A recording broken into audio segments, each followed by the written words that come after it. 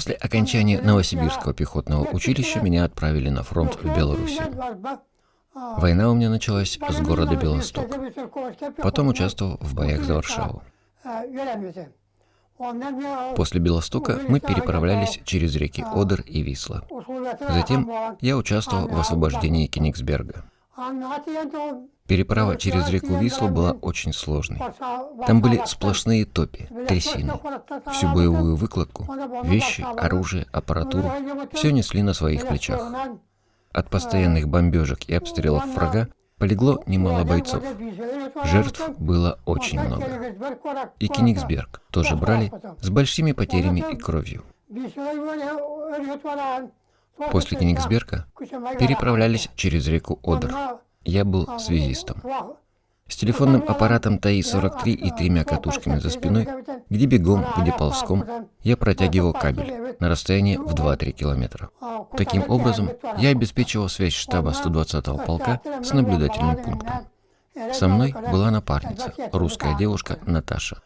Мы с ней сменяли друг друга. При переправе реки Одер кабель с грузиками я опустил на дно реки, поэтому при вражеской бомбежке кабель не повредился. С правой стороны берега увидели большое скопление наших орудий и танков, готовых к переправе. Мы испытали налеты мощных бомбардировщиков. Они устрашающе кружили над нами, жестоко бомбили. Но, к счастью, нашему полку не нанесли большого урона. После переправы командиры собрали нас и поставили задачу.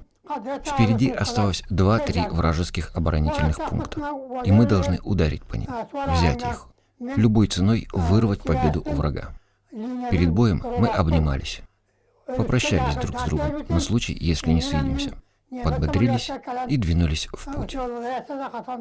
А потом были бесконечные дни войны, опаленные огнем, обогренные кровью, с боями освобождали деревню за деревней, город за городом, обеспечивая связь штаба с подразделениями. К исходу боевого пути меня наградили медалью за отвагу.